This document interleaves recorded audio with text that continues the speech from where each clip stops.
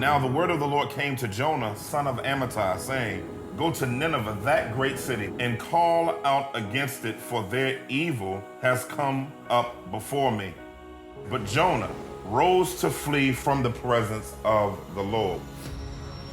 And so Jonah has made a grave error in his judgment for his lack of compassion for broken and lost people. Where do we see that in our church? Where do we see that in our day? Many times we have configured in our minds who God should save and who God shouldn't save based on how comfortable I am with engaging them. And if God responded to us like we respond to other people, none of us would have been saved. All of us are like Jonah in some way, shape, or form, because most of us like what God says until we are called to action. And so God says, I'm going to make sure that the very thing that you're trusting in breaks apart. I pray that God doesn't have to send a storm to get our craziness back on the path that he's called us to be in on. Now he's saying to him, see, this is my issue with you, Jonah. You have more compassion for your needs being met temporarily than the eternal needs of others who you may not like. And so it's time for you to rise up.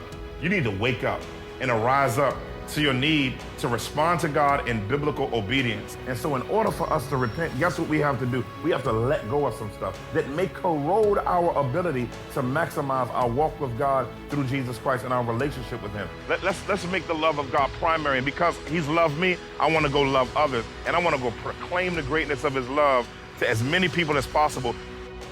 I pray that through this series, God would change our heart, that he would change our hearts and begin to make us more compassionate, make us more loving. Then us going through this book will show God doing surgery and unearthing things in our life that will unleash us to the glory of God.